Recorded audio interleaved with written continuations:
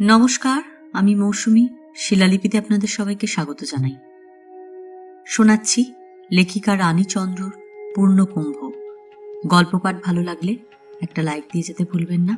এখনও যারা আমার চ্যানেলটা সাবস্ক্রাইব করেননি তাদের সকলের কাছে আমার অনুরোধ, প্লিজ আমার চ্যানেলটা সাবস্ক্রাইব করে নেবেন। পাশে যে বেল নোটিফিকেশনটা আছে সেটা অবশ্যই প্রেস করে দেবেন।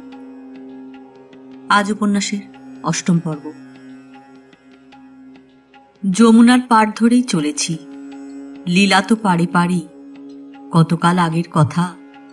তবু চলতে চলতে যখন এদের মুখে বর্ণনা শুনি, মনে হয় যেন পূর্ব রাত্রে ঘটে যাওয়া ঘটনা সব। এমনি স্পষ্ট অনুভব আসে স্থান কাহিনী মিলিয়ে। এই সেই কেলিকদম্ব গাছ, যে গাছে উঠে কৃষ্ণ কালিদয়ে ঝাঁপ দেন। গাছের ডালগুলি সব যমুনার উপর ঝুঁকে পড়েছে। এই কেলিকদম্বের ডালে ডালে কৃষ্ণ রাধা নাম আপনা হতে ফুটে আছে। জ্ঞানচক্ষু যাদের উন্মিলন হয়েছে তারাই দেখতে পান। তবে এবড়ো খেবড়ো ডালে রাধাকৃষ্ণ অক্ষর কল্পনায় আমরাও যে না দেখতে পাই তা মুখ ফুটে বলার সাহস কি? দেখেছিলেন রামকৃষ্ণদেব, দেখেছিলেন বিজয়কৃষ্ণ গোস্বামী। বর্দি বললেন, হয়, নাম ফুটে বের হয়। গাছের ডাল তো সামান্য কথা।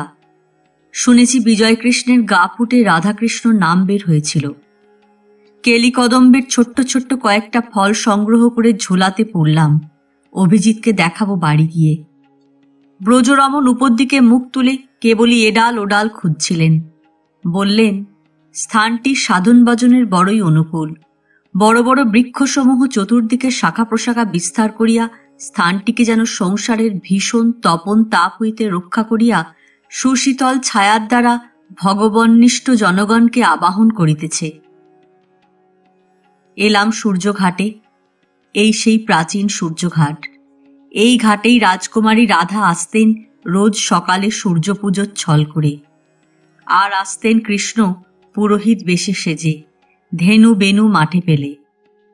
সেই চিরসনাতন ছলচাতুরি আজও চলে আসছে তা মানব লীলার ভিতর দিয়ে। তাই এদের লীলা অনুভব করতে পারি মনে বড় সহজে। লীলায় ছাওয়া বৃন্দাবন, এই সেই যমুনা পুলিন। শহরের ভিতরে বালির উঠোন, উঠোন ঘিরে দোতলা সব বাড়ি। যে বছর বর্ষাতে জল ওঠে এখানে মহা শোরগোল হয়। সমগ্র ব্রজবাসী এসে স্নান করে যমুনা পুলিনে। বলে, ঠিক এই সময় কৃষ্ণ পুলিন বিহার করেছিলেন। অনেকক্ষণ কাল পেরিয়ে তবে আসে এই শুভযোগ।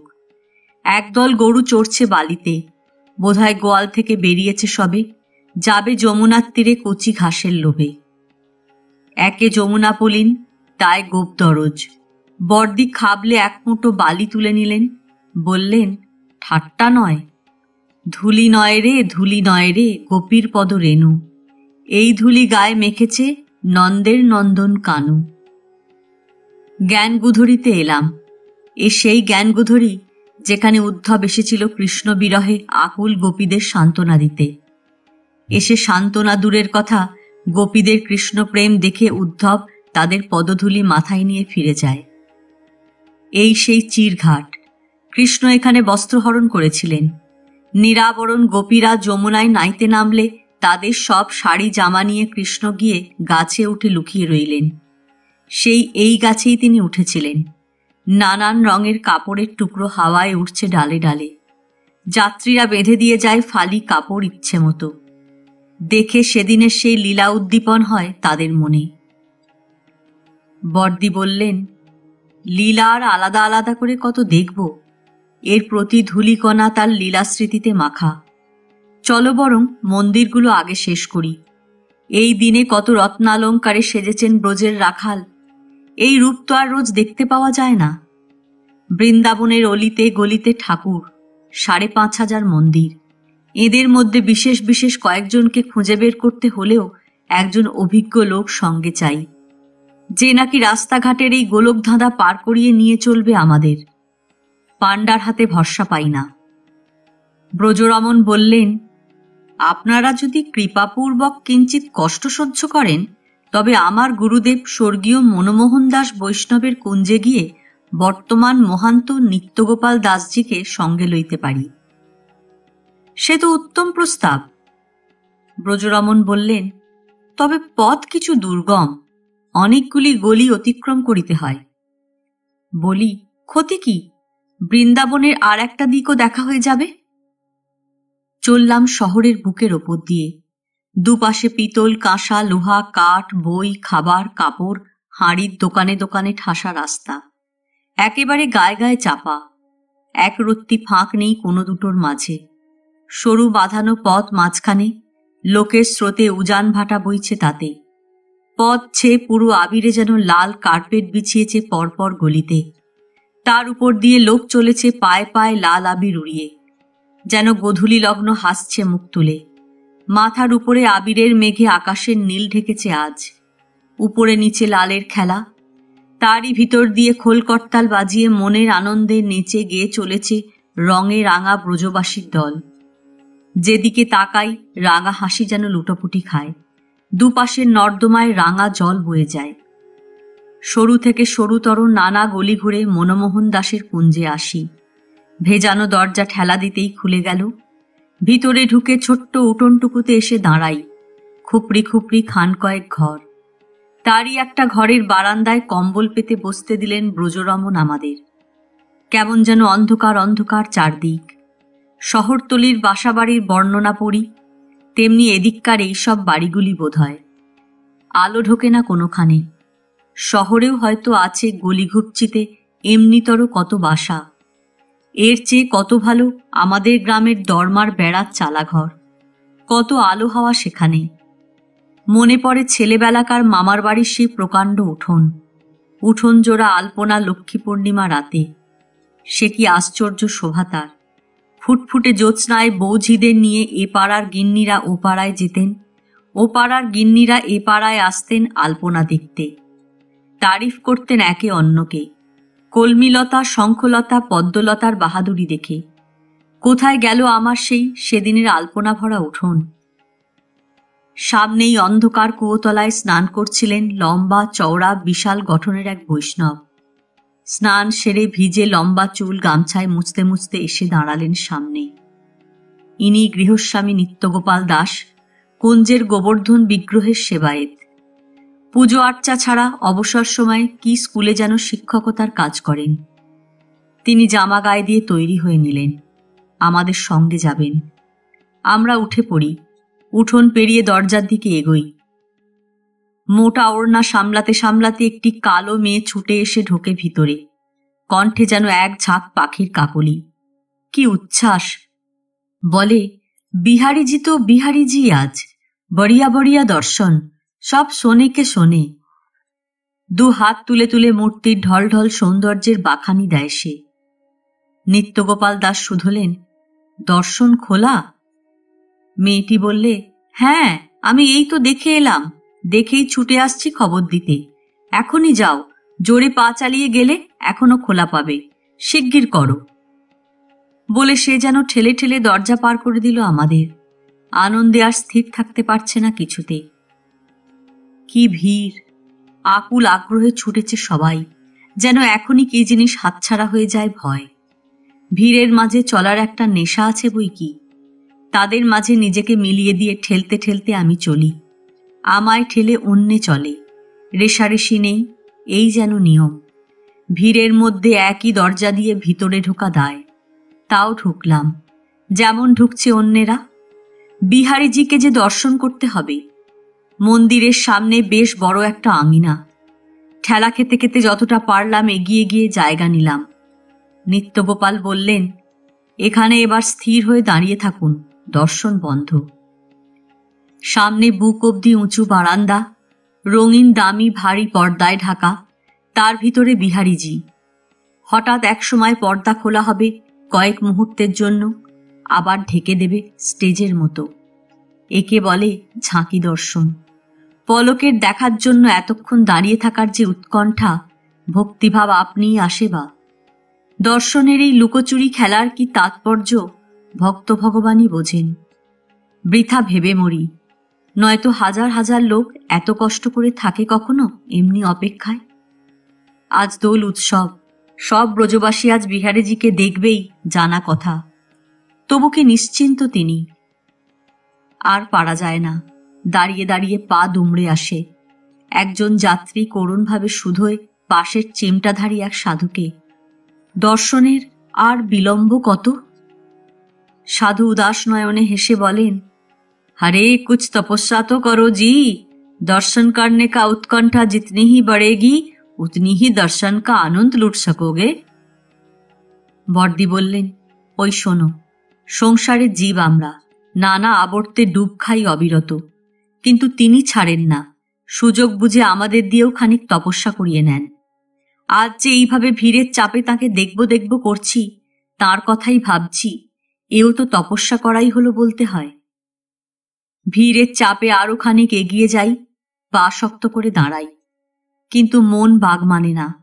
মনকে ভোলাতে কাঁধের ঝোলা থেকে খাতা পেন্সিল বের করে বুকে ধরি। ভাবি সময় কেটে যাবে এখন হু হু করে, কিন্তু কি আঁকি? কিছুই দেখি মনে ধরে না। এদিক ওদিক তাকাই। হঠাৎ চোখ দুটো বাঁ দিকের ভিড়ের ওই পাশে এলো চুলে ঘেরা শ্যামলা একখানি মুখে গিয়ে আটকা পড়ে। ভিজে চুলে চলে এসেছে কালো পাড়ের শাড়ির আঁচল মাথায় তুলে। করুণ মুখখানি এক মনে তাকিয়ে আছে সামনের দিকে, ভ্রুক্ষেপ নেই কোনো কিছুতে। খাতা খুলে আঁচড় কাটতে যাব, ফের মুখ তুলে দেখি, চোখ বুজি, চোখ খুলি, আবার দেখি। বড় চেনা মুখ, কোথায় যেন দেখেছি কবে। খাতা বন্ধ করি, আবার খুলি। যাকগে যাক, চেনা মুখ খুঁজে কি কাজ? এই শ্যামল স্নিগ্ধ মুখখানাই মনে থাক। কালো পেন্সিলে কালো চোখের টান দিতে গিয়ে চকিতে মনে পড়ে যায়, আরে এ যে হরিদ্বারের ব্রহ্মকুণ্ডের পাড়ে দেখা সেদিনের সেই মেয়েটি, যার কাছে ধরা পড়েছিলাম যে আমরা নব্যসাধিকা। দৃষ্টির কি আকর্ষণ জানি না, কে যেন তার মুখখানি ঘুরিয়ে দিল আমার দিকে। নজরে নজর পড়তেই এক মুখ হেসে ঠাসা লোকের ভিড় ঠেলে চলে এলো সে আমার কাছে। বললে, থাকতে পারলাম না হরিদ্বারে বেশি দিন, স্বামী এসে নিয়ে গেলেন, আবার চলে এলাম এখানে। এবারেও না বলে, বললেই তো বাধা দেন, অথচ মন টানে। কি করি আমি? বুকের কাছে ঘেঁষে দাঁড়িয়েছে সে মুখ তুলে। বড় আপনার মনে হলো তাকে। বললাম, আছো কোথায়? আছি একটা ধর্মশালায়। প্রথমে কিন্তু এসে উঠেছিলাম আনন্দময়ীমার আশ্রমে। তিনি তো বলেনি থাকো আমার কাছে, কিন্তু আমি পারলাম না থাকতে। তাঁদের সাধনা, ওরে বাবা! আশ্চর্য কি জানেন, কতজনেই আমাকে দীক্ষা দিতে চান। যিনি দেখেন তিনি বলেন, আমি তোমাকে মন্ত্র দেব। আমি নিজে মন ঠিক করতে পারি না। এই আনন্দময়ীমাই তো আমাকে বলেছিলেন, দিব্যি ছিলাম ঘরের বউ, কি ক্ষণে তার সঙ্গে দেখা। তিনি বললেন, তোমার মধ্যে সাধনা আছে, তুমি এসে থাকো আমার কাছে। সেই অবধি মন আমার কেমন হয়ে আছে, টেকাতে পারি না ঘরে। কিন্তু কি জানি, এদের সাধনার পদ্ধতি আমার মনের সঙ্গে খাপ খায় না। এই তো গিয়েছিলাম, একদিনের বেশি থাকতে পারলাম। কি এমন সাধনার পদ্ধতি জানতে মনে কৌতূহল জাগে। কিন্তু আমরা নব্য সাধিকা, আমাদের যে কিছু অজানা থাকতে পারে না। নিজের মানে নিজে ঠেকি, মান বজায় রাখতে মনের ঔৎসুক্য চেপে থাকি। তবু বর্দি উসখুস করতে করতে একসময় স্পষ্ট শুধিয়ে বসেন, আচ্ছা, আনন্দময়ীমাদের সাধনাটা কিরকমের? তাঁদের সাধনা? কেউ যেন মেয়েটিকে ধরতে যাচ্ছে, দু হাত দিয়ে নিজেকে আড়াল করে সে বললে, সাংঘাতিক, সইতে পারলাম না বলেই তো চলে এলাম। বর্দি বললেন, ভক্তেরা মাকে পুজো করে কিভাবে? না না, সে আমি বলতে পারবো না, ভয় বুক কাঁপে। এলো চুলে দুহাত তুলে ঘুরে ঘুরে তাণ্ডব নৃত্য, যেন নন্দীভৃঙ্গের দল।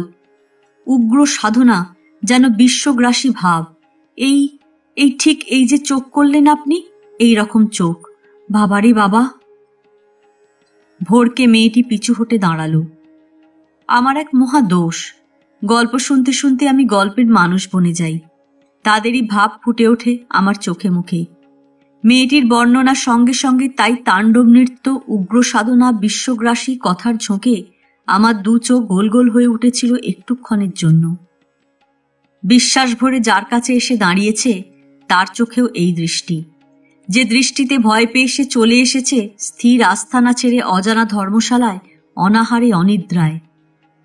মাত্র মুহূর্তের বিহবলতা, পর মুহূর্তেই দৃষ্টিকে কোমলতর করি, মুখে হাসি ফোটাই, কিন্তু মেয়েটির ভয় কাটে না। শুকনো মুখে দুহাত বুকে মুঠো করে কেবলই আমার চোখের দিকে তাকিয়ে তাকিয়ে কি যেন দেখে। শেষে না পেরে লোকের ঠেলাঠেলির অজুহাত তুলে কুণ্ঠিত আমাকে এড়িয়ে দূরে সরে গিয়ে ভিড়ে মিলিয়ে রইল।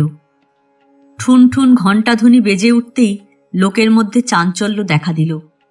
জয় জয় নাদে চারদিক কেঁপে উঠল। সামনের পর্দা খুলে গেল। সব শোনে কে শোনে। মণিমাণিক্য খচিত বস্ত্রাভরণ ধারণ করে রাজোচিত সাজে রত্নসিংহাসনে ফুলের হিন্দোলায় দোল খাচ্ছেন বিহারীজি চোখের সামনে। চোখ ঝলসে যায় রত্নের ঝলকে। সেবায়েতরাও আজ সেজেছেন বিশেষভাবে। পরিধানে রঙিন পট্টবস্ত্র, গলায় রঙিন উত্তরীয়, গায়ে তসরের মির্জাই, কপালে চন্দন তিলক, গৌরবর্ণ মুখে তা অতি শোভা ধরেছে। বিহারীজিকে দেখতে না দেখতে পর্দা পড়ে যায়, খানিক পরে আবার ওঠে, আবার পড়ে। মুহুর্মুহু ঢাকা খোলা চলে এইভাবে। খুলে রাখা হয় না বেশিক্ষণ বিহারীজিকে, যদি পালিয়ে চলে যান মথুরায়, যেমন গিয়েছিলেন একবার। তাছাড়া ভক্তদের দিক থেকেও সার্থকতা আছে একটা। দর্শনে এই ব্যাঘাত উপস্থিত হয়ে তাদের মনে দর্শনের আকাঙ্ক্ষা বাড়তেই থাকে। বাধাপ্রাপ্ত আকাঙ্ক্ষায় তীব্রতা ধারণ করে। আনন্দ তৃপ্তিতে নেই, আছে প্রবল আকাঙ্ক্ষার মধ্যেই। তাই তো বৈষ্ণবগণ আকাঙ্ক্ষা বাড়াবার দিকেই জোর দেন বিশেষ করে। দু চোখ মেলে সেই শ্যামল মুখখানি খুঁজতে খুঁজতে বেরিয়ে আসি। বেদনার খোঁচা বুকে টনটন করে। ভালো লেগেছিল মেয়েটিকে। পলকে কি ঘটে গেল, অতি কাছের জিনিস দূরে ছিটকে পড়ল। জানাতে পারলাম না সে আমি যে আমি নই। তার অকারণ ভীতিবিহ্বল মুখখানি জেগে রইল মনে পীড়া দিতে চিরকালের জন্য। বাঁকে বিহারী, রাধারমণ, শ্যামসুন্দর, রাধা মাধব, শ্যাম, রাধা বল্লভ সবাই একা। রাধা নেই পাশে। বৈষ্ণবরা আগে এক ভগবানের পুজো করতেন, এক ভগবান ছাড়া আর কিছু জানতেন না। রাধাকে পর্যন্ত তাঁরা সহ্য করতে পারতেন না। শশী মহারাজ বলেছিলেন, সনাতন রান্না করতে করতে সাধনায় মগ্ন হয়ে যেতেন, আগুন নিভে যেত। বালিকা বেশে রাধা এসে ফুঁ দিয়ে দিয়ে আগুন ধরাতেন, ধোঁয়ায় চোখ দিয়ে জল পড়ত। সনাতন বিরক্ত হয়ে তাকে তাড়িয়ে দিতেন, বলতেন, রান্না পুড়ে যায়, অসিদ্ধ থাকে, থাকুক, তাই খাবে ঠাকুর, তুমি যাও। তাই বলি, রাধার চোখের জল ফেলিয়েছেন এমন সব ভক্ত তাঁরা। নিত্যানন্দ ঘরণী মাতা জাহ্নবাই প্রথম রাধাকে স্থান দেন শ্রীকৃষ্ণের পাশে। প্রথমে তুমুল আপত্তি ওঠে, কিন্তু জাহ্নবার কাছে শাস্ত্র ও যুক্তিতে পরাজিত হয়ে আপত্তির কারণ তুলে নেন সবাই। তিনি যেমন ছিলেন পণ্ডিত, তেমনি ছিলেন শক্তিশালিনী। সে সময়কার বৈষ্ণবগণের সর্বপ্রধান পণ্ডিত জীব গোস্বামী সমগ্র বৈষ্ণবদের নিয়ে জাহ্নবার কাছে ভাগবত শুনেছিলেন। পুত্র বীরচন্দ্র প্রভু চৈতন্য ভক্তি মণ্ডলে জিহ মূল স্তম্ভ। তিনি যখন দীক্ষা নিতে অদ্বৈত প্রভুর কাছে যাচ্ছিলেন, মা খবর পেয়ে ডেকে পাঠালেন। বললেন, বাবা, তুমি দীক্ষা গ্রহণের জন্য আচার্য প্রভুর কাছে যাচ্ছ কেন? আমি তোমাকে দীক্ষা দেব, প্রস্তুত হয়ে এসো। গল্প আছে বা গাথা আছে যে জাহ্নবার ডাকে পুত্র যখন মায়ের কাছে এলেন, মা তখন জপ করছিলেন। যুবক পুত্রকে সামনে দেখে মাথায় কাপড় তুলে দিলেন, কিন্তু আশ্চর্য হয়ে বীরচন্দ্র দেখেন দুই হাতে মা জপমালা ধরে যেমন ছিলেন তেমনি আছেন। তখন যোগৈশ্বর্য সম্পন্না মায়ের পায়ে বীরচন্দ্র লুটিয়ে পড়লেন। সেই জাহ্নবার দয়ায় কৃষ্ণ আজ রাধাকে পাশে নিয়ে সিংহাসনে বসে। শ্যাম নব জলধর, রাই ইন্দু বর, বিনোদিনী বিজুরি, বিনোদ জলধর। বৃন্দাবনে আজ যেখানে তিনি যে নামে যে রূপে আছেন, রাজ ঐশ্বর্য ছড়িয়েছেন। কোথাও হীরের চোখ, কোথাও হীরের মুকুট, কোথাও হীরের বালা, কণ্ঠী, কুণ্ডল, বাঁশি, কত কি মণিমুক্ত ছড়াছড়ি। দেখতে দেখতে চলেছি, ছাদের উপর গামলা ভরা গোলা রং পিচকারি ভরে বসে আছে ছেলে, বুড়ো, যুবক, প্রৌঢ়। চেনা অচেনা নেই। পথ দিয়ে যে চলেছে আচমকা অদৃশ্য হাতে রঙিন ঝর্ণা ঝরে পড়ছে গায়ে। পাশ কাটিয়ে যেতে যেতে মুঠো ভরা আবির কায়দা করে ছুঁড়ে মারছে ঘুমটায় ঢাকা বইয়ের মুখে বুকে ব্রজবাসীরা মহা কৌতুকে। পথে দেখি ভগবান দাস আপন মনে খুশির হাসি হাসতে হাসতে হন হন করে আসছেন। বললেন, যাও এগিয়ে, ব্রজমাইদের খেলা শুরু হয়েছে, দেখে এসো। আজ দুপুরে ভান্ডারা ছিল গোবিন্দজির মন্দিরে। এত লোকের খাওয়া দাওয়ার বিরাট ব্যাপারের ভার ভগবান দাসের উপর। দেখেছিলাম দুপুরবেলা ওপর দিয়ে আসবার সময় ছুটোছুটির তদারকের বিরাম নেই তার। এরই মধ্যে এক ফাঁকে বেরিয়ে ব্রজমাইদের খেলা দেখে গেলেন। এই খেলার কথা শুনেছিলাম আগে মণি বাহাদুরের কাছে। বলেছিলেন, অমন জিনিসই যদি না দেখলেন তো দেখলেন কি? হোলির দিনে বর্ষান থেকে মেয়েরা আসে লাঠি হাতে নন্দগ্রামে ছেলেদের পিটতে। ছেলেরা কিন্তু উল্টে মারে না, মার খায়।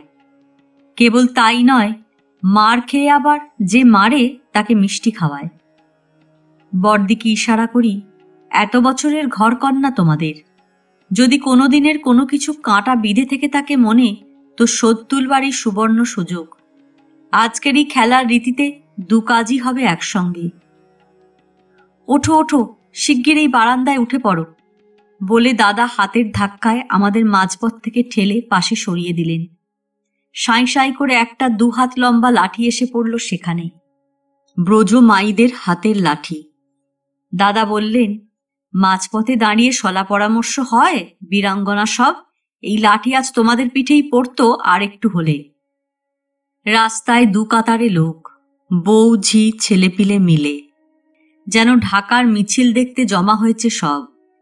এই ভিড়ের মাঝের ফাঁকা জায়গাটুকুতে রাস্তার এ প্রান্ত হতে ও প্রান্ত অবধি ব্রজমাইরা ছুটোছুটি করছে লাঠি হাতে নিয়ে।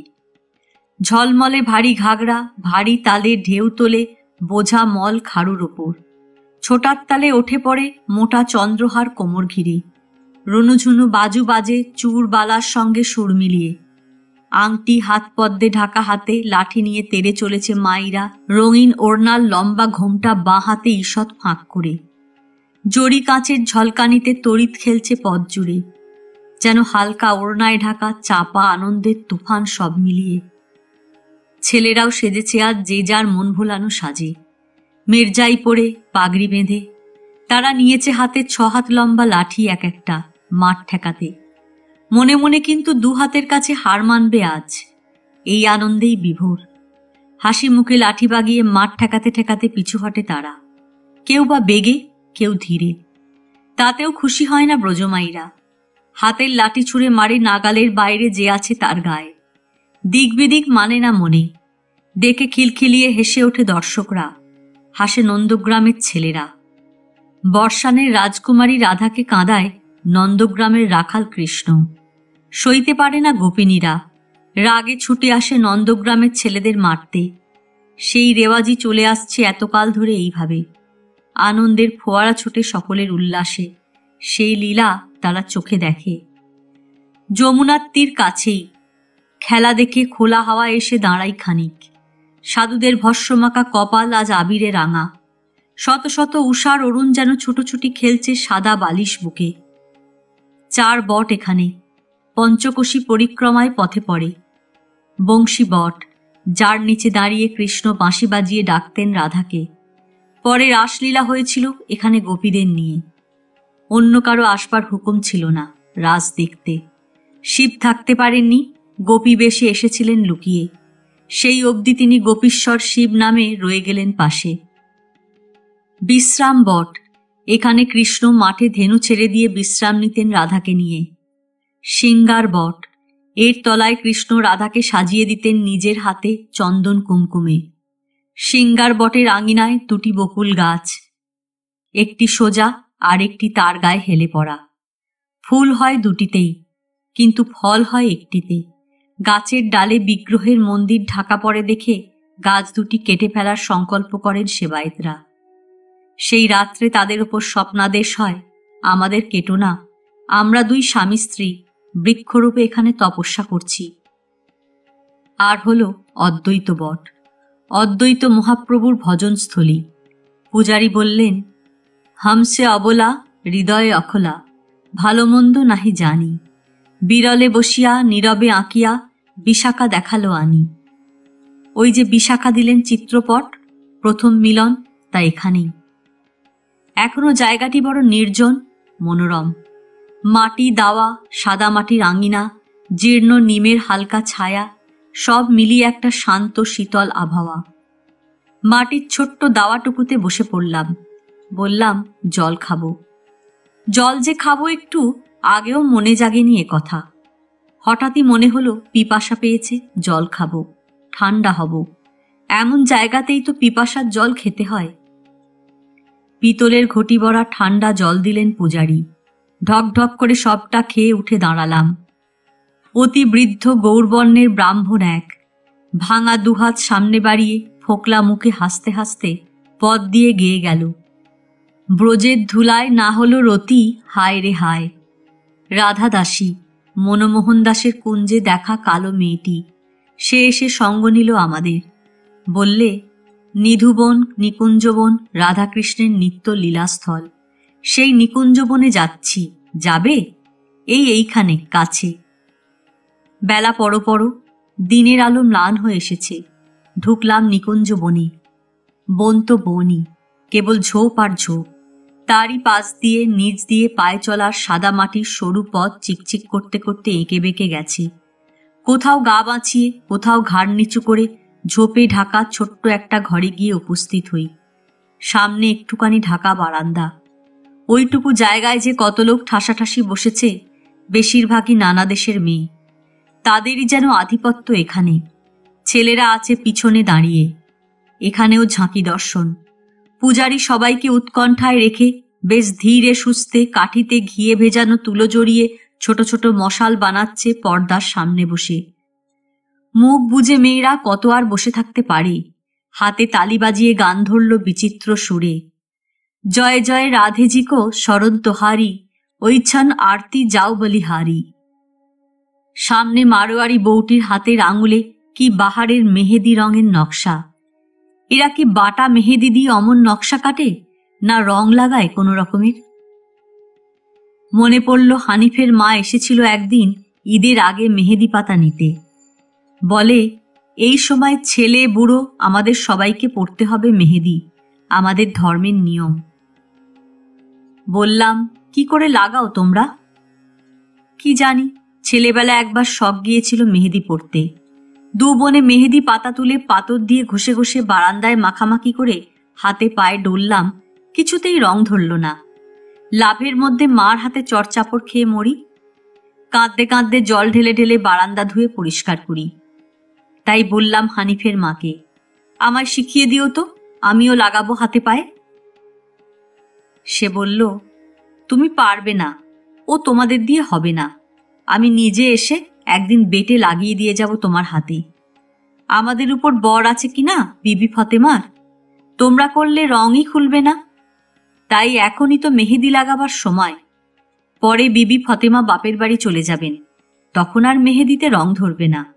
সেই তিনি শ্বশুর ঘরে ফিরে এলে তবে আবার রঙও ফিরে আসবে। আমাদের ধর্ম কি সোজা? বড় কড়া নিয়ম কানুন তার। নিকুঞ্জবনে গান চলছে এখনো। রতনে জড়িত মণিমাণিক মতি, ঝলমল আভরণ প্রতি অঙ্গে জ্যোতি। নবনব ব্রজবধূ মঙ্গল গাওয়ে, প্রিয় ধর্ম সখীগণ চামর ঢুলাওয়ে। গানের চিৎকারে কুঞ্জের নীরবতা কোথায় উবে গেল। দারুণ কোলাহলের মধ্যে ঝাঁকি দর্শন শেষ হল। কুঞ্জ ঘেরা পথ ঘুরে ঘুরে বেরিয়ে আসছি। রাধাদাসী বলতে বলতে চলেছে, এই হলো ললিতা কুণ্ড। নাচতে নাচতে ললিতার পিয়াস লেগেছে তো কৃষ্ণকে বললে, জল এনে দাও শিগগির। কৃষ্ণ জল তখন কোথায় পাবেন? তাড়াতাড়ি হাতের বাঁশি দিয়ে খুঁড়ে খুঁড়ে কুণ্ড করে দেন। ললিতা জল খেয়ে পিয়াস মিটায়। এই হলো মুক্তালতা। কৃষ্ণ পুঁতে দিয়েছিলেন মাটিতে মা যশোদার কানের মুক্তা, তাই হতে এই লতা হলো। ব্রজে কেবল লতা দেখবে, গাছ দেখবে না বেশি, সবই সখী ভাব। বৃন্দাবনের লতা পাতা বড়ি আচ্ছি লাগে দেখতে। আর এই হলো তমাল বৃক্ষ। কৃষ্ণ ননি খেয়ে এই গাছে হাত মুছেছিলেন। এই দেখো কেমন গর্ত হয়ে আছে গাছের গায়ে। এই যে ডিমা ডিমা গাছের গায়ে গায়ে বেরিয়ে আছে দেখছো, এগুলি শালগ্রাম শিলা। জানো, সন্ধ্যার পর কেউ থাকতে পারে না এখানে। সেবাকুঞ্জ তো, রোজ রাত্রে কৃষ্ণ আসেন লীলা করতে। রাধা তখন কাউকে থাকতে দেন না, নিজের হাতে ভিতর হতে কুঞ্জের দরজা বন্ধ করে দেন। এই যে কত বানর দেখলে আসবার সময়, ওরা কেউ থাকবে না, একটা টিয়া পর্যন্ত না। যদি কেউ লুকিয়ে থাকে তবে প্রাণে বাঁচে না। একবার এক সাধুর শখ হলো লীলা দেখতে, লুকিয়ে থেকে গেল এখানে। তারপর যেই একটু রাত হয়েছে, কে যে ঠেলে ওকে দেয়ালের ওপরে তুলে বাইরে ফেলে দিল বলতে পারে না। কেবলই বলে, আমার গায়ে কিসের আঁচ লাগলো, সব জ্বলে যাচ্ছে, পুড়ে যাচ্ছে, বলে পাগলের মতো ছটফট করতে করতে মরে গেল। আর একবার এক ভক্ত এমনি করে লুকিয়ে থেকে গেল লীলা দেখতে। রাধা বললেন, বেশ, তুমি ভক্ত মানুষ, দেখতে চাও দেখো, কিন্তু বলো না কাউকে কিছু। পরদিন ভোরে সবাই এসে তাকে ধরল। হ্যাঁ রে, কি দেখলি বল না। ভক্ত বলতে যায়, দেখে তার মুখ বোবা হয়ে গেছে। লিখে জানাতে যায়, হাত নুলো হয়ে গেল। চোখ দিয়ে বোঝাতে যায়, চোখ অন্ধ হয়ে গেল। এক এক করে সব যেতে যেতে শেষে লোকটা মরেই গেল। লীলা গোবিন্দ, রাধা দামোদর, নীলমাধব, বংশীবদন দেখে এলাম শ্যামসুন্দরের কাছে। প্রত্যেক মন্দিরেই সচল ও অচল বিগ্রহ। অচল থাকেন মন্দিরের ভিতরে অটল হয়ে। প্রতিনিধি সচল দেখা দেন সবাইকে বাইরে এসে এইসব উৎসবাদি উপলক্ষে। খোলা বারান্দায় সচল বিগ্রহকে প্রাণ ভরে দর্শন করে আশ মেটায় যাত্রীরা যে যতক্ষণ পারে। এখানেও তাই, মন্দিরের সামনে রেলিং ঘেরা বারান্দায় সচল শ্যামসুন্দর। ছুঁড়ে ছুঁড়ে আবির দিয়েছে তাকে আজ সবাই। আবিরের লালে ছেয়ে গেছে বারান্দা। প্রণাম করে ফিরে আসছি, রেলিংয়ের ধার ঘেঁষে দাঁড়িয়ে এক প্রৌঢ়া বিধবা। বাঁ হাতের তেলোতে রাখা এক টুকরো কাগজের মোড়ক হতে এক টিপ আবির নিয়ে সে শ্যামসুন্দরকে বললে, তোমার দুটি পা একটু আবির দিই। গোবিন্দজির পাশেই রাধা গোবিন্দের মন্দির। সদর ছেড়ে গলিপথে ঢুকছি। তাড়াতাড়ি পৌঁছানো যাবে। দৌড়ে দৌড়ে ছুটছে মেয়েরা। ধাক্কা দিয়ে এগিয়ে গেল লাল পাড়ের শাড়ি পরা বউ সঙ্গিনীকে বলতে বলতে, আর ভাই, শ্রীরাধার যেমন জটিলা কুটিলা, আমারও তাই, পারি কি সহজে বের হতে। মন্দিরের দুদিকে সিঁড়ি, একদিকে ঢোকবার, একদিকে বের হবার। তাছাড়া ভিড় সামলাবার উপায় নেই। পথে আসতে শুনেছিলাম এক বৈষ্ণবী যেতে যেতে বলছে আর একজনকে, শ্রীরাধার কি লীলা, আজ তিনি সুবল বেশে সেজেছেন, আজ চরণ দর্শন, দেখে বুক ঠান্ডা হয়। কিন্তু সুবল বেশ কই, এ তো দিব্যি শাড়ি পরা রাধা। অন্যদিন বোধহয় ঘাগড়া থাকে পা অবধি লুটিয়ে। এক পা এগিয়ে আর একটু সামনে গিয়ে দাঁড়াবার চেষ্টা করি। পিঠ খোলা কালো মেয়েটি মুখ ঝামটা দিতে দিতে পিছু হটে আসে। আট কপালি আমারে কয় রাড়ি, জিগাই তোর স্বামী কয়টা লো। কি জানি কি ব্যাপার এদের, যে বিধবার উদ্দেশ্যে এই বিধবার খোঁটা, সে তখন হাত জোর করে রাধা গোবিন্দের সামনে দাঁড়িয়ে। শুনে হেসে ডাকলো তাকে, আয় এদিকে, দেখে যা কটা। মানসিংহের মন্দির ঘুরে চওড়া সিঁড়ি দিয়ে নিচে বড় রাস্তায় নামছি। স্বচ্ছ আকাশে পূর্ণিমার গোল চাঁদ একেবারে ঠিক মুখোমুখি, যেন নীল শাড়ির আঁচলে ঢাকা শ্রীরাধার মুখখানি। চাঁদের আলো ঢালা এ পথ সে পথ মারিয়ে ফিরছি বাড়িতে। পরনে খদ্দরের শাড়ি ধপধপ করছে সে আলোয়। উল্টে পাল্টে হাত দেখি, পা দেখি, মুখে আঁচল ঘষে দেখি, রং লাগেনি কোথাও একটু, পরিষ্কার বাইরেটা। বাড়ি ফিরে লাল রঙের ছোপ ধরা তসরের জহর কোটটা গা থেকে খুলতে খুলতে দাদা বললেন, যা ভ্রুকুটি করে পথ চলেছ, সবাই ভেবেছে তুমি ব্রাহ্ম বুঝিবা। স্নানের ঘরে ঢুকে দেখি ঝুরঝুর করে গুঁড়ো আবির ঝরে পড়ল বুক থেকে। কে কখন ছুঁড়ে দিয়েছে কিছু জানি নে। কুম্ভ জানি 4 জায়গায় হয়, কিন্তু বৃন্দাবনেও যে কুম্ভ হয় এ তো জানতাম না, এবারেই শুনলাম। রূপ গোস্বামী নাকি এর প্রবর্তন করেন। তিনি কুম্ভ মেলার প্রধানগণের কাছে প্রার্থনা জানান, শ্রীধাম বৃন্দাবন শ্রী রাধা গোবিন্দের নিত্য বিহারস্থলী। পদ্মপুরাণ ভাগবতাদিতে এর মহিমা বর্ণিত আছে।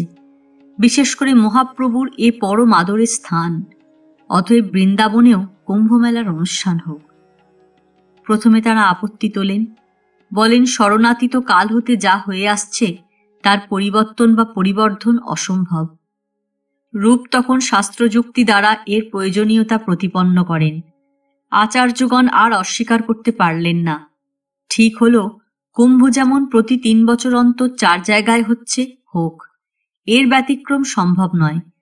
তবে যে বছর হরিদ্বারে পূর্ণকুম্ভ হবে, সে বছর বৃন্দাবনেও কুম্ভস্নান যোগ হবে।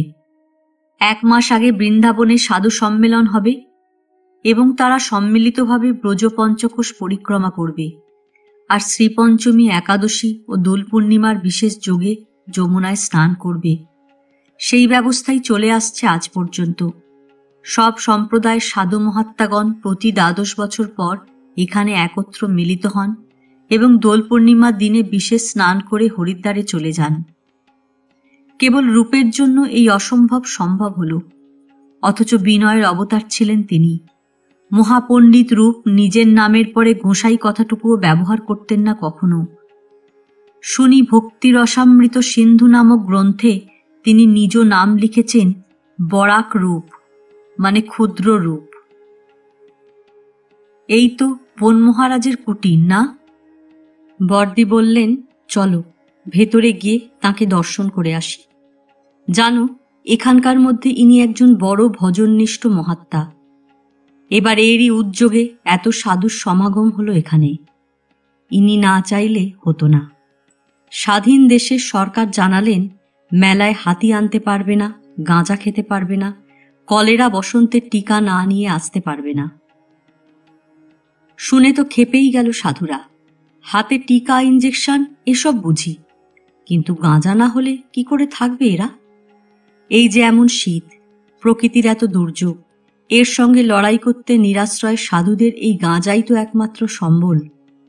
বন মহারাজই শেষে সাধু ও শাসনকর্তার মাঝে পড়ে আপোষ মীমাংসা করেন। হাতিও আনতে পারল তারা, গাঁজাও চলল। আর ইঞ্জেকশন টিকা তো দেখেছ পথের মোড়ে মোড়ে। সার্টিফিকেট না দেখাতে পারলেই ফুঁড়ে দিচ্ছে একজনকেই কতবার।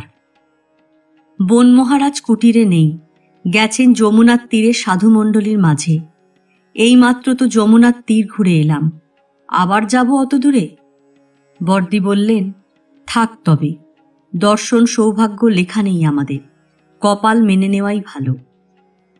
বিরাট ফটক, পাথরের কারুকাজ করা লালাবাবুর মন্দিরের চূড়া দেখা যায় কত দূর হতে। গল্প আছে, লালাবাবু একদিন সন্ধেবেলা বেড়াতে বের হয়েছেন তার জমিদারিতে। শুনতে পেলেন মাটির ঘরে ধোপার মেয়ে বলছে বাপকে, বাবা, বাসনায় আগুন দাও না, বেলা যে যায়। সে দেশে ভাটিকে বলে বাসনা। কথাটা কানে আসতে চমকে উঠলেন লালাবাবু। তাই তো, ধোপার মেয়ে তো ঠিক কথাই বলেছে। আমার জীবন রবিও তো অস্ত যায় যায়, কই আজ পর্যন্ত তো বাসনায় আগুন দেওয়া হয়নি। কি করি ভাবতে ভাবতে অস্থির হয়ে ছুটে এলেন বৃন্দাবনে। সদ্গুরু চাই। অনেক পরীক্ষার পর সমস্ত গর্ব চূর্ণ বিচূর্ণ করে তাকে ধুলার সঙ্গে মিশিয়ে তবে গুরু কৃপা করেন লালাবাবুকে। সে আর এক অদ্ভুত গল্প। উৎকৃষ্ট ভোগ হয় এই মন্দিরে রোজ। 25 জন কাঙালি খায় প্রতি সন্ধ্যায়, চিরকালের ব্যবস্থা।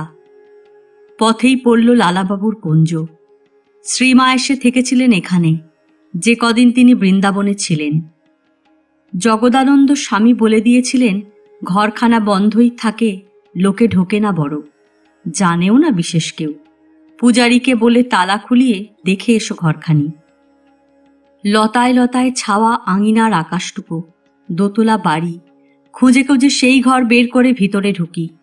দোতলার উপরে এক পাশে লম্বা ধরনের ঘর, এক দেয়ালে একটিমাত্র দরজা। রাস্তার দিকের দেয়ালটায় কাঠের শিক লাগানো, জানলা 2-3টে। অন্য দেয়াল দুটো আগাগোড়া গাঁথনি করা। বিশেষ কোনো ঘর আছে বোধহয় তার ওদিকে, তাই জানলা দরজা ফোটায়নি কোনো। দেয়ালে পেরেক ঝুলানো ফ্রেমে আটা মার ছোট্ট ফটো একখানা। দোল পূর্ণিমার দিনে কেউ একজন ঘরে ঢুকে একটু আবির ছুঁয়ে গেছে কাঁচের ওপর দিয়ে মার সিথিতে পায়ে। বড় ভালো লাগলো ওইটুকু মনে করা, মনে স্পর্শ। ঝুলমলিন বন্ধ ঘরের ভাবসা গন্ধের মাঝে তা যেন মৃদু সৌরভ ছড়ালো। ধুলোয় ঢাকা শানের মেঝেতে পায়ের ছাপ ফেলতে ফেলতে চৌকাঠ পেরিয়ে বাইরে আসি।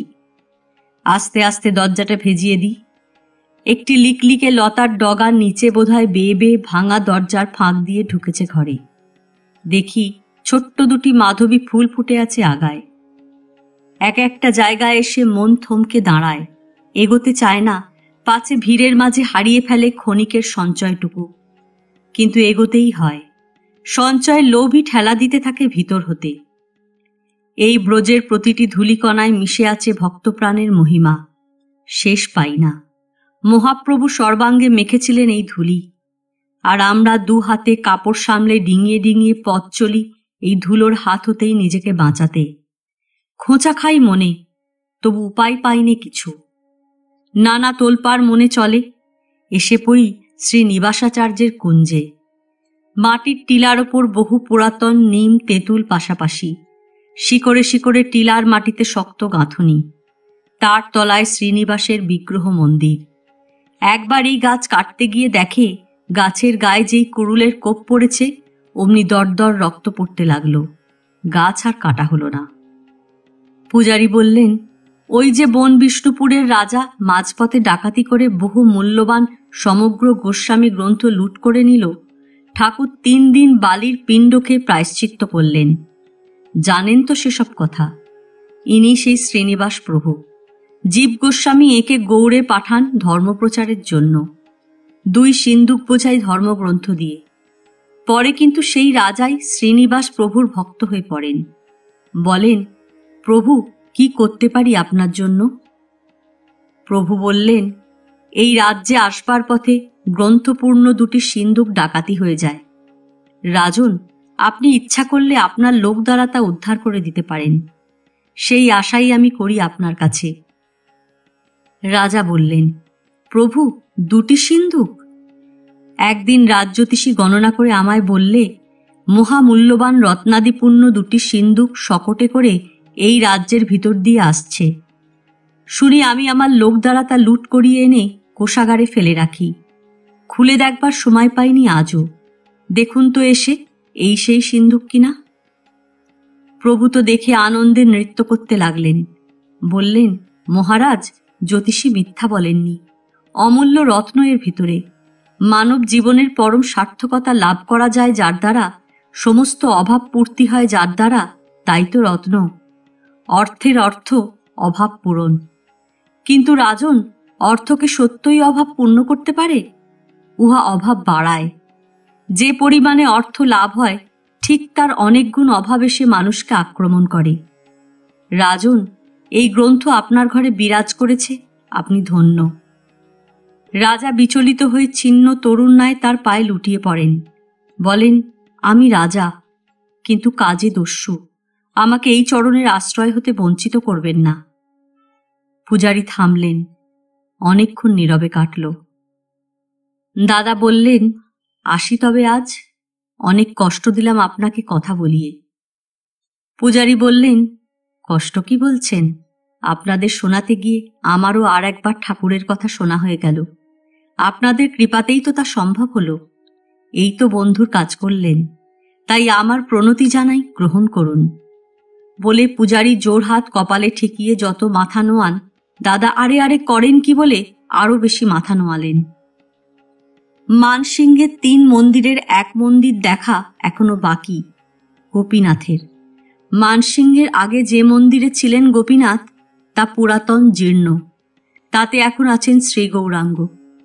বৃদ্ধ কালো পূজারীর দাঁতহীন মুখে ফ ফ করে কথা বলে। বললে, আগে দেখে যাও একে। রায়রূপ ভেবে ভেবে গোবিন্দ গৌরাঙ্গ হল। গোপীনাথ পাশের মন্দিরে। গোপীনাথ, যার বক্ষস্থলই প্রধান, গোপীদের আশ্রয় স্থান, কিন্তু সে বক্ষ জামা কাপড়ে এমন ঢাকা। বর্দি বললেন, এ তো আসল মূর্তি নয়, তিনি তো জয়পুরে। সেখানে গিয়ে সেই ব্রজনাভর গোপীনাথকে দেখো ভালো করে। গোপীনাথকে পেয়েছিলেন মধুপণ্ডিত স্বপ্নাদেশে, বংশীবটের তলে। রাধারমণের মন্দির বন্ধ, ভোগারতি হচ্ছে ভিতরে, অপেক্ষা করতে হবে মিনিট 15। বাঁধানো প্রাঙ্গণের পাশে ঠান্ডা বারান্দায় বসলাম পা ঝুলিয়ে। একটি পরম সুন্দর বৈষ্ণব স্নানান্তে চন্দন তিলক কেটে সাষ্টাঙ্গে মন্দিরের সামনে লুটিয়ে পড়ল জোড়হাত মাথার সামনে শটান মেলে দিয়ে।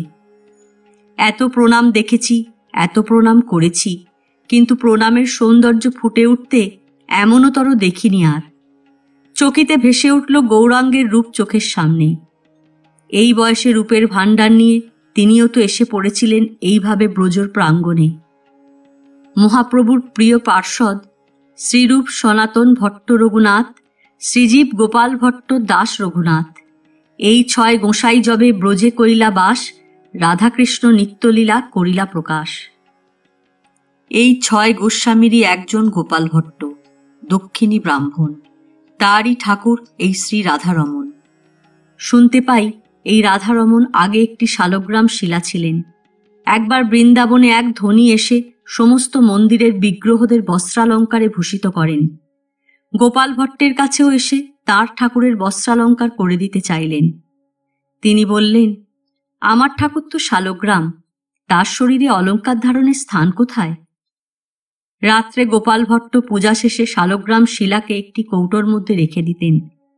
সেদিন রাখতে রাখতে ভাবলেন, আহা, আমার ঠাকুরের যদি নাক মুখ হাত পা চোখ কান থাকত, তবে অন্যদের মতো কেমন নানা অলঙ্কার বেশভূষায় সাজানো যেত। ভক্তের বাসনা নাকি ঠাকুর অপূর্ণ রাখেন না। সকালবেলা কৌটো খুলে গোপাল ভট্ট দেখেন কৌটো জোড়া একটি কালো পাথরের বিগ্রহ মূর্তি। আনন্দে অধীর গোপাল ভট্ট তখনই দাতাকে ডেকে পাঠালেন। আপনার বস্ত্রালঙ্কারে সাজবার জন্যই কি আমার প্রাণের ঠাকুর রূপ ধারণ করলেন? ব্রজরমণ বললেন, ইহার সত্যতা প্রমাণের জন্য বিগ্রহের পশ্চাৎ দিকে অদ্যাবধি শালগ্রাম শিলার কিয়দংশ দৃষ্ট হয়। জন্মাষ্টমীর অভিষেকের সময় সাধারণ জনগণ দেখিতে পায়। দরজা খোলা হবে, ঘণ্টা বেজে উঠল।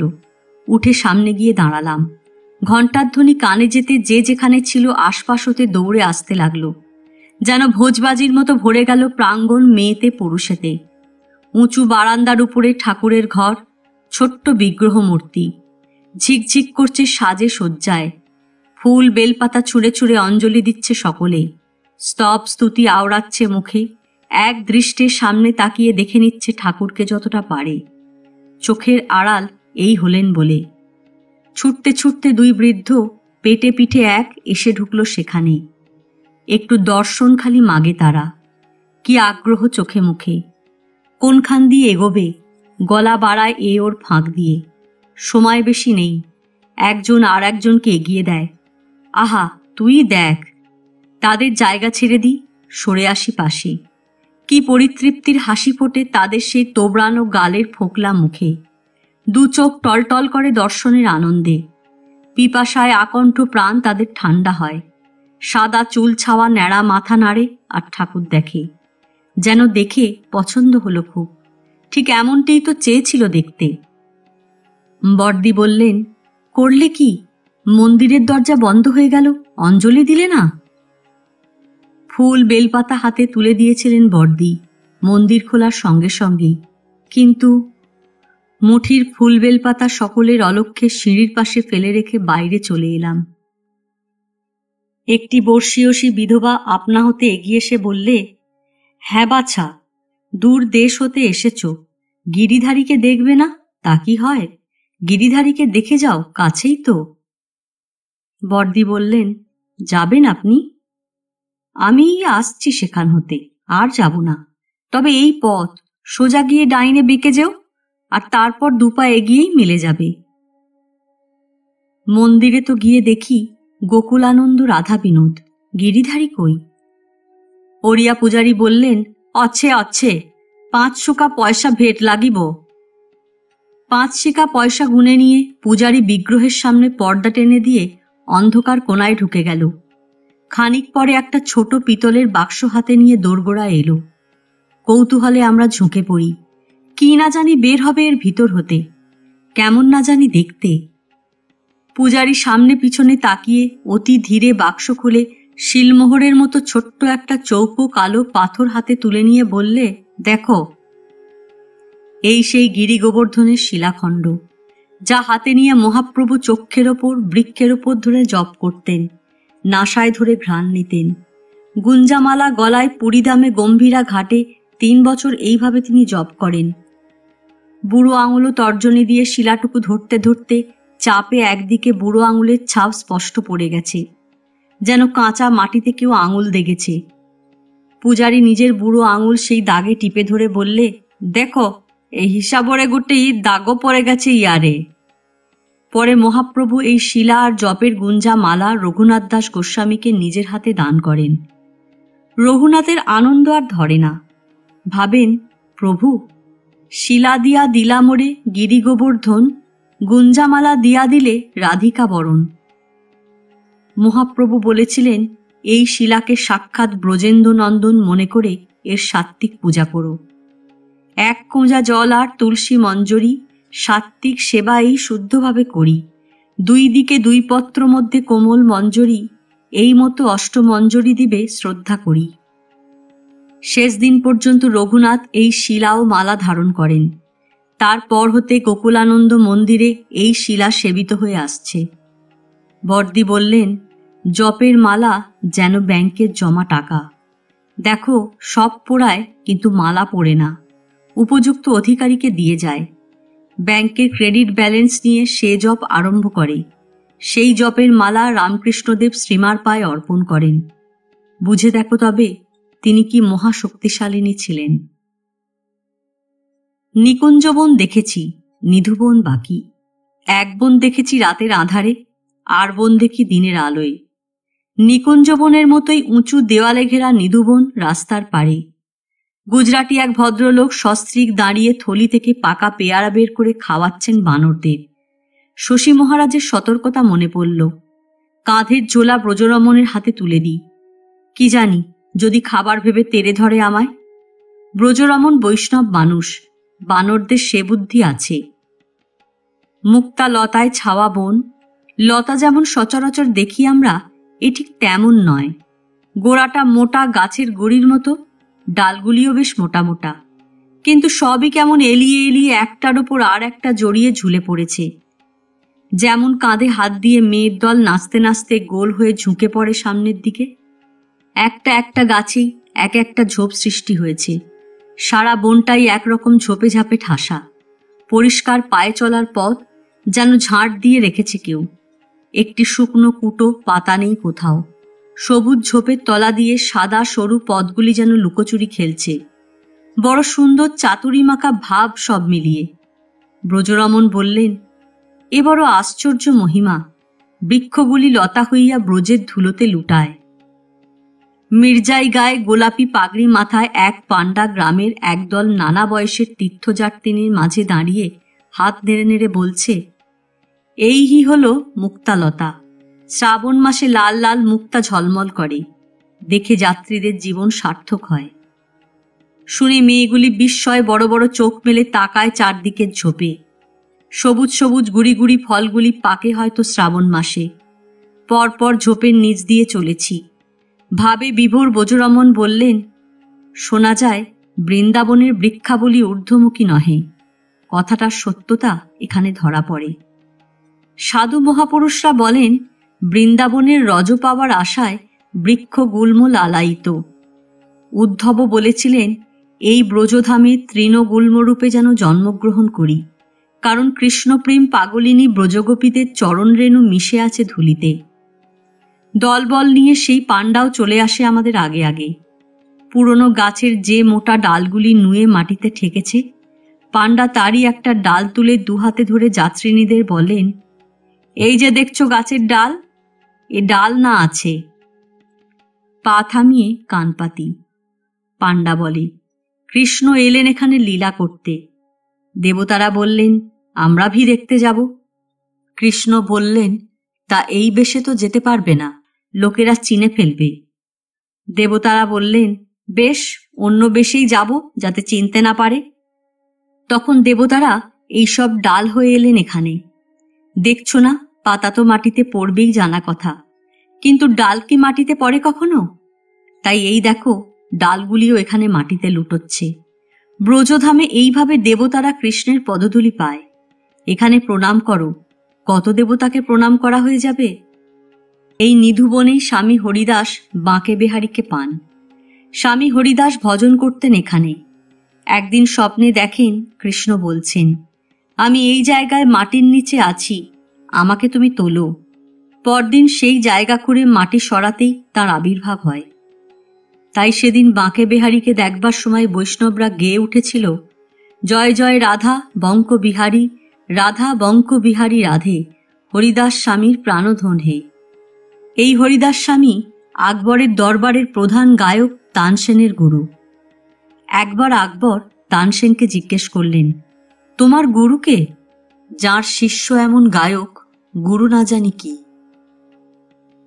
গুণগ্রাহী সম্রাট তাকে দেখবার জন্য উৎসুক হন।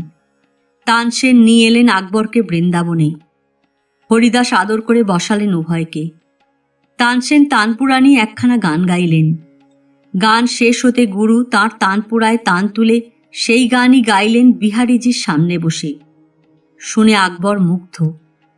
উপযুক্ত শিষ্যের উপযুক্ত গুরু। আনন্দ বিহ্বল চিত্তে ফিরে গেলেন সম্রাট। দরবারে গিয়ে সেই গানই শুনলেন ফিরে তানসেনের গলায়।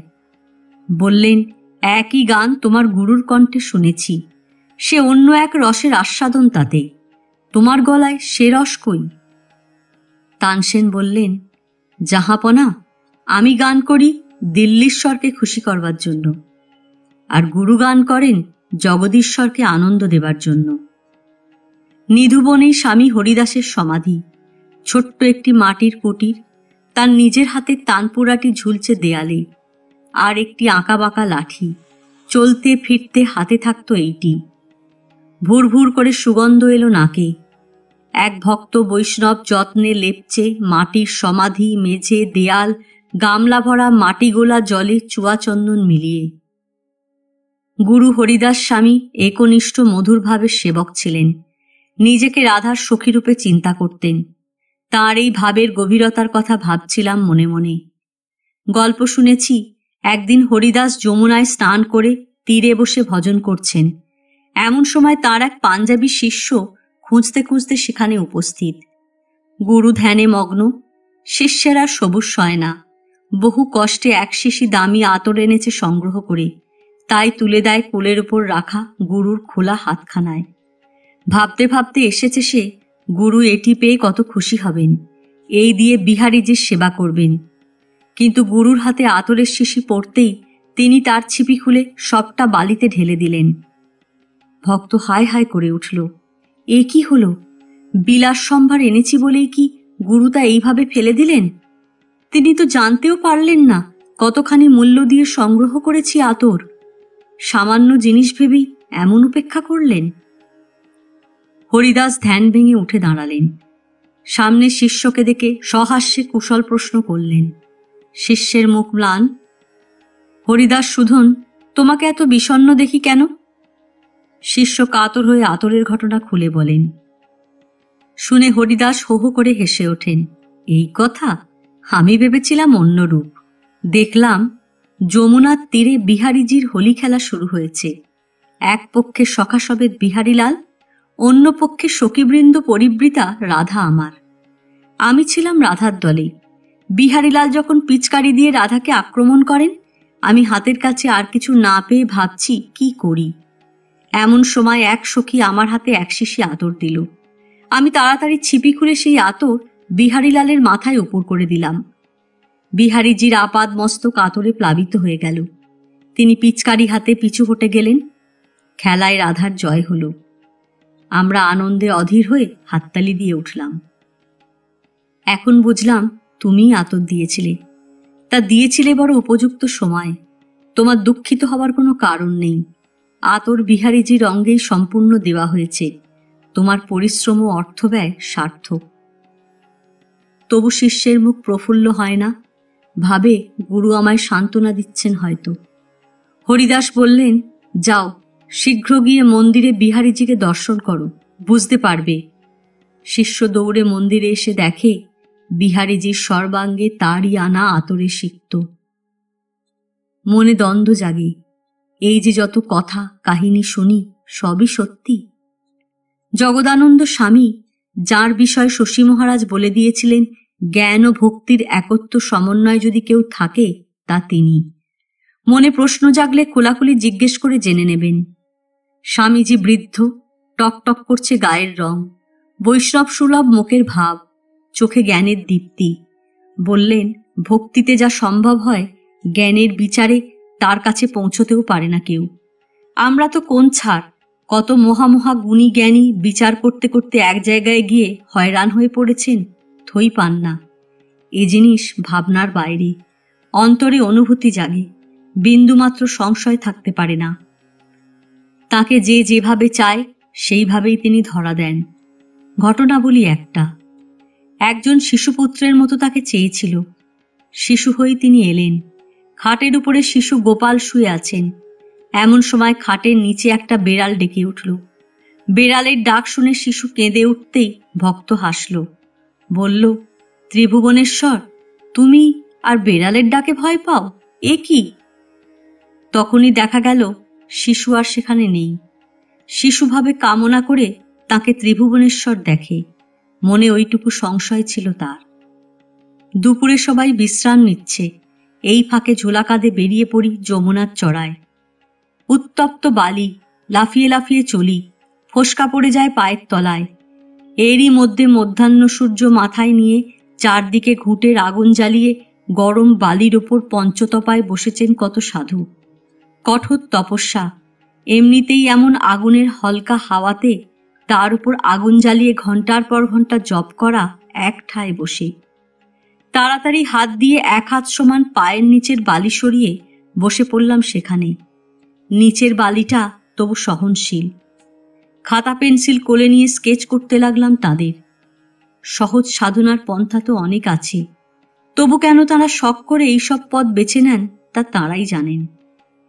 এক টুকরো কানিতে মুখ বুক ঢেকে তারই আড়ালে জপ করে চলেছেন। জপের হাত নাকি দেখাতে নেই কাউকে। ঢাকার ভিতর থেকে দরদর ধারে ঘাম পেট পিঠ বেয়ে পড়ছে। সেই ঘাম গায়ে শুকিয়ে দাগ আঁকা হয়ে যাচ্ছে। শুনেছিলাম প্রয়াগ দাসের কাছে তাঁদের তপস্যার নিয়ম। বলেছিলেন, সব ছেড়ে বনে জঙ্গলে গিয়ে থাকি, অসুখ বিসুখ দেহধারী মাত্রেরই আছে, কিন্তু আমাদের কথায় কথায় ঠান্ডা লেগে নিউমোনিয়া হলে চলবে কি করে? তাই সকলের আগে শরীরকে সবকিছু সহ্য করিয়ে তৈরি করে নিতে হয়। বর্ষায় 4 মাস শতধারায় স্নান করি। বেলা 2 থেকে 6টা পর্যন্ত 108 ঘড়া জল মাথায় ঢালি। অনেক সময় ঘড়া কলসি পাওয়া মুশকিল হয়। ঝর্ণা বা গঙ্গার জলে আকণ্ঠ ডুবিয়ে দাঁড়িয়ে থাকলেও চলে। গরমকালে 500 ঘুঁটের 2 সারি সামনে 3 সারি পিছনে সাজিয়ে আগুন জ্বালি। মাথা ছাপিয়ে সে আগুন ওঠে। 4 মাস তার ভিতরে বসে জপ করি। বনে বনে ঘুরে ঘুরে গোবর কুড়িয়ে নিজেরাই ঘুঁটে দিই। শীতকালে 4 মাস কঙ্কর বিছানায় শুই। খালি গায়ে একটিমাত্র ল্যাঙট পরে পাথরের ওপর শুয়ে থাকি। পরপর কয়েক বছর এইভাবে চলতে হয়। শরীর মজবুত হয়ে যায়। এক এক সাধুর শরীর দেখবে লোহার মতো শক্ত, আঙুল বসাতে পারবে না, পাথরের মূর্তির মতো। গায়ে ছাই মাখাও একটা আত্মরক্ষার উপায়। পিঠে কুঁজ এক নাগা একে দেখেছি অনেকবার পথে ঘাটে যমুনার তীরে। পঞ্চতপায় বসেছেন আমার কাছ হতে হাত করি দূরে। তাকে এড়িয়ে স্কেচ করছি পাশের জনের। দেখি জোরে নিঃশ্বাস টেনে তিনি হঠাৎ সোজা হয়ে বসলেন। আশ্চর্য, তার পিঠের কুঁজ মিলিয়ে গেল যেন। এ কি আমারই চোখের ভ্রম? বর্দি বলেছিলেন, পঞ্চতপার রজ বড় পবিত্র। ছোট ছেলেদের অসুখ বিসুখে একটু কপালে ছুঁইয়ে দিলে ভালো হয়ে যায়। একটু যদি জোগাড় করতে পারতাম। একটা খালি আসন পড়ে আছে কাছে। কাল দেখেছিলাম এখানে একজনকে পঞ্চতপায় বসতে। চলে গেলেন নাকি? উঠে সেখানকার ভস্য বালি জব গম সব মিলিয়ে 1 মুঠো রজ নিয়ে ঝোলাতে পুরে 1 পায়ে 2 পায়ে এগিয়ে যাই নাগা সম্প্রদায়ের দলে। কে বলে নাগারা রাগী, নাগারা সাংঘাতিক। ভয়ে ভয়ে তফাত রেখে ঘুরছি আর অতি সন্তর্পণে খাতায় স্কেচ করছি। দেখতে পেয়ে তাঁরা এক এক করে দল বেঁধে ঘিরে দাঁড়ালেন। মজা পেয়ে যান। ইনি বলেন আমায় আঁকো, উনি বলেন আমায় আঁকো। ভারী খুশি সব। তাদের আস্তানার ভিতর ঢুকে আসর জমিয়ে বসি। ছোট ছেলের মতো মহা আগ্রহে তারা উপুর হয়ে ছবি আঁকা দেখতে থাকেন। তাদের ছেলে মানুষিতে আমি হাসি, আমার হাসিতে তারা হাসেন। স্থান কাল বয়স ভুলে যাই মুহূর্তে। শুনি পাশের দুই সাধুতে কথা হচ্ছে। একজন আর একজনকে বলছেন, এ বোধহয় আমার নেপাল দেশেরই মেয়ে হবে, কেমন সুন্দর গোলগাল দেখতে। কতকগুলি লোক, যাত্রী বাসিন্দা মিলে হৈ হৈ করে উঠল, পাগলা হাতি, পাগলা হাতি। যমুনায় স্নান করাচ্ছিল হাতিটাকে মাহুত। জল পেয়ে হাতির ভারী আনন্দ। সে এদিকে যায় ওদিকে যায়, সুঁড় দিয়ে জল তুলে ফোয়ারা বানায়। আর দেখে ভয়ে লোকেরা ছুটোছুটি লাগায়, বলে, পালাও যে যেখানে আছো। গতবার দুটো লোক মেরে ফেলেছিল পাগলা হাতিতে। হুলুস্থুল বেঁধে যায় লোকের দৌড়ঝাঁপে। বড়দি ভাবছিলেন আমার দেরি দেখে। বললেন, চলো তাড়াতাড়ি তৈরি হয়ে নাও, আনন্দময়ী মা আছেন এখানে, দেখে আসি।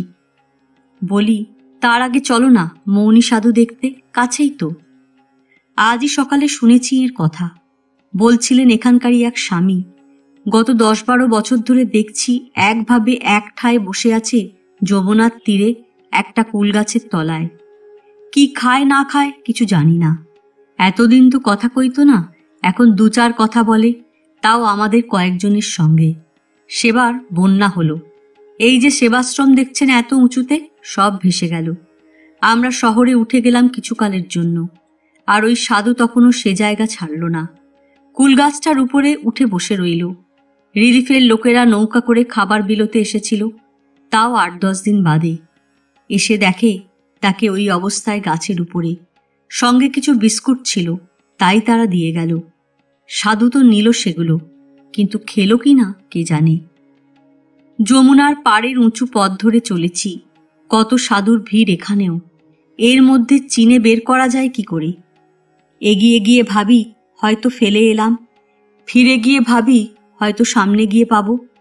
সেবাশ্রমের কাছাকাছি বলতে কতখানি পথ তাদের মনে ছিল মাপ নিয়ে নিত। বড়দি বললেন, শেষ তো একটা আছে পথের, চলো না এগিয়ে দেখি। যেতে যেতে সাধু সন্ন্যাসীর ভিড় পেরিয়ে খোলা জায়গায় গিয়ে পড়ি। 2-1খানা ঘরও দেখা যায় রাস্তার পাশে, হয়তো এখানকার চাষি বাসিন্দাদের। তাও পেরিয়ে যাই। নির্জন বালির উপরে ওই তো একটা কুল গাছ।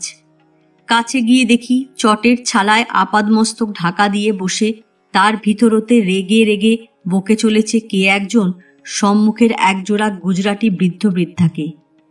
কি, এখানে দাঁড়িয়ে মজা কি দেখছো? আমি তো দোকান সাজিয়ে বসিনি। যারা দোকান সাজিয়ে বসেছে তাদের কাছে যাও, আমাকে বিরক্ত করলে ভালো হবে না। আমি রাগলে লাভ নেই কারো। এখানে দাঁড়িয়ে দাঁড়িয়ে আমার ক্ষতি করলে আমিও ক্ষতি করতে জানি। বকুনি শুনে মুখ টিপে হাসছেন তারা। চেনেন বোধহয় সাধুকে। ইনিই তাহলে সেই মৌনী বাবা। মৌন ভঙ্গ করেছেন সম্প্রতি, কিন্তু দেখতে কেমন? বসে পড়ি তার সামনে বালির উপরে। কাঠবিড়ালি, শালিক, টিয়া লাফালাফি করে কুল গাছে। পাকা পাকা কুল টুপটাপ তলায় ফেলে, কোনোটা গোটা, কোনোটা আধ খাওয়া। নিজেকে সব দিক হতে ঢেকে ঢুকে জবুতবু হয়ে বসে আছেন মৌনী সাধু পুঁটুলির মতো। পাশে দইয়ের খুঁড়ির মতো এক গাদা ভাঙা খুঁড়ি। কেউ হয়তো খাবার দিয়ে যায় তাতে করে। একটা ভাঙা কুঁজো জলের। এ পথ দিয়ে যেতে চালে ডালে মেশানো এক মুঠ চটের ওপর ফেলে পুন্নি কুড়োতে কুড়োতে চলে যায় যাত্রীরা। কয়েকটা কাঠবিড়ালি নিশ্চিন্ত মনে কুটকুট করে কয়েকটা চাল ডাল খেয়ে সাধুর গায়ের ওপর দিয়েই ছুটে পালালো। ছেঁড়া চটের ফুটো দিয়ে মৌনী সাধুর ডান চোখটা দেখা যায় খালি। সেই এক চোখে সাধু আমাদের দেখে মুখের ঢাকাটা সরিয়ে দিলেন। জটাতে, চুলেতে, দাড়িতে জাপটা জাপটি সে মুখ। তারই মধ্যে যেটুকু দেখা যায়, টিকলো নাক, বড় বড় চোখ, রং বোধহয় এককালে ফর্সাই ছিল। সুপুরুষ তো নিশ্চয়ই। বয়স কত আর হবে, মাঝবয়সী কি তারও কম। বাংলা হিন্দি জড়ানো কথা। মনে তো হয় বাঙালি হবেন বা। দেশি লোক দেখে তাই কি নরম হলো মন? আত্মীয়ের মতো প্রশ্ন করতে থাকেন, কোথায় আছি, কি করছি, কতদিন থাকব, এমনি সব হালকা কথাবার্তাই বেশি। বৃন্দাবন পরিক্রমার রাস্তা এটা। সকাল বিকেল অনেক যাত্রী পরিক্রমায় যায় এই পথে। আমাদের দেখে অনেকে এসে বসে পড়ে সেখানে। ভিড় জমে যেতে দেখে সাধুর আবার রাগ হয়, কথা বন্ধ করে দেন। দাদা উঠে দাঁড়ালেন, বললেন, চলি আমরা। সাধু মাথা নাড়েন, বসো আর একটু, প্রসাদ দেব। এক পাঞ্জাবি ভদ্রমহিলা অনেকক্ষণ থেকে ধন্না দিয়েছেন। তার একমাত্র মেয়ে অসুস্থ, ওষুধ চান। চেয়ে চেয়ে জবাব না পেয়ে শেষটায় উঠে গেলেন। সাধু মুখ খুললেন, ওষুধ কি নিয়তি বদলায়? বলি, গুরুর ওপর বিশ্বাস রাখো, মন্ত্র জপ করো, তা না কেবল এসে বলে ওষুধ দাও। ব্রজরমণ ভগবত তত্ত্ব সম্বন্ধে একটা জটিল প্রশ্ন করে বসেন। সাধু অনেকক্ষণ চুপ করে রইলেন, পরে বললেন, আজ কত বছর এমনি হয়ে পড়ে আছি। জল, ঝড়, রৌদ্র, তাপ সব গেছে এই শরীরের ওপর দিয়ে। এক পাথর পারে এমনিভাবে সইতে, সেই রকম পাথর করে ফেলেছি নিজের দেহকে। বোধশক্তি রাখি না। তুমি যা প্রশ্ন করলে সেসব ভারী কথা বলতে আমার মাথায় লাগবে, কষ্ট হবে। এখনো ততটা শক্তি ফিরে পাইনি দেহে। এমন সরল কথা শুনে বড় ভালো লাগলো।